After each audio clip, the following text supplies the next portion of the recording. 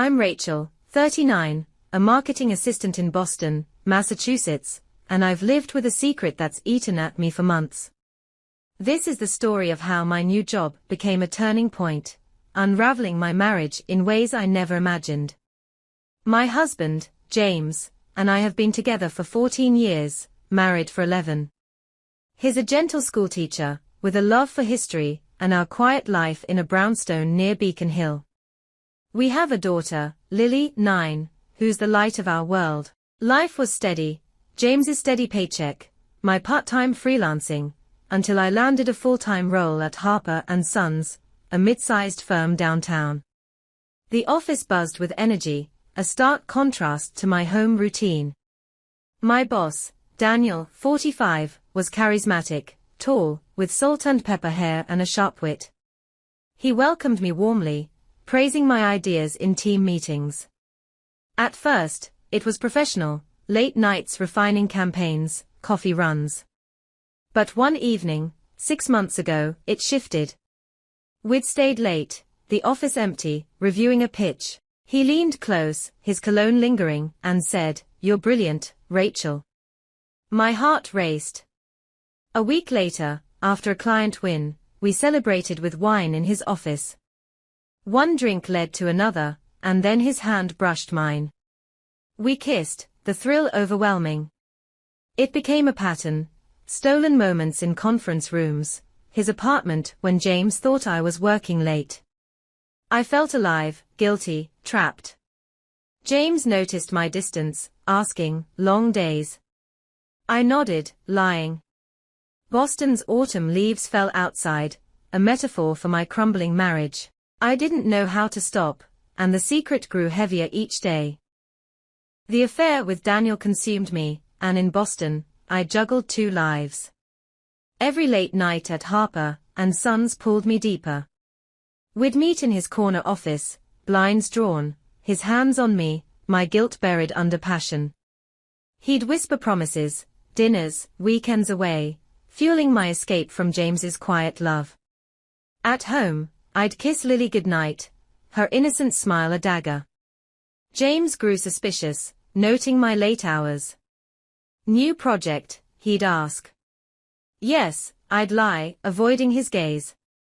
The thrill with Daniel was intoxicating, his confidence, the power dynamic, but it clashed with my life. One night, after a heated encounter, he suggested leaving our spouses.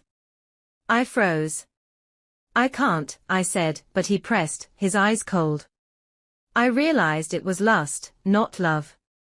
Guilt surged. I loved James, Lily. I tried to end it, but Daniel's charm pulled me back.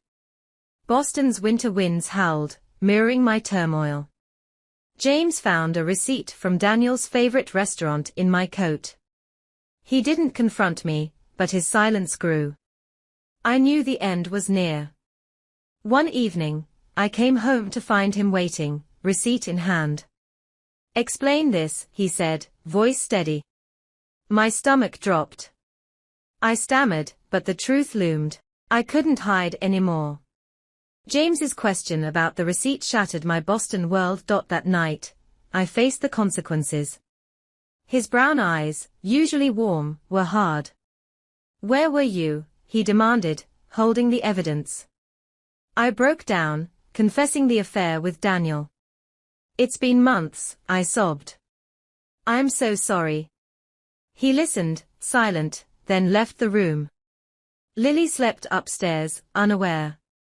The next day, he moved to the guest room, his presence a cold war. I ended it with Daniel, his protests fading as I hung up.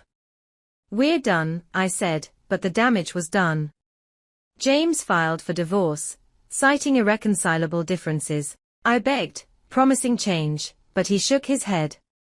"I can't trust you," he said. The court process began, custody battles looming. Daniel called, offering support, but I refused, his charm now repelled me. I focused on Lily, her questions piercing. "Why is Daddy mad?" she'd ask. I lied, work stress, hating myself. Boston's spring rains fell, washing away my old life. I moved to a small apartment, alone with my guilt. James got partial custody, and I saw him less. The affair's cost hit me, my family, my home. I wondered if I'd ever forgive myself, the office a reminder of my fall. Life in my new Boston apartment was a shadow of before. At 39, I grappled with my choices. Lily visited every other weekend, her laughter a brief light. James was civil, dropping her off, but his eyes held pain. I quit Harper & Sons, the office a trigger, taking a remote marketing job. Daniel reached out once, apologizing, but I blocked him. The divorce finalized, splitting our assets, Lily's time. I attended therapy, unpacking my motives, boredom, validation. My therapist, Dr. Lee, said, "You sought escape, but now you must rebuild." I nodded, crying. Lily asked about the fighting, and I explained simply, Mommy and Daddy grew apart. She hugged me, trusting. I joined a support group for betrayed spouses, ironically finding solace among them. Boston's summer heat mirrored my restlessness. One day, James called, Lily missed me. We met at a park, tense but civil. He admitted hiring a detective, confirming the affair. I needed to know, he said. I apologized again, but he walked away. The gap widened. I focused on Lily, her art projects, her smiles.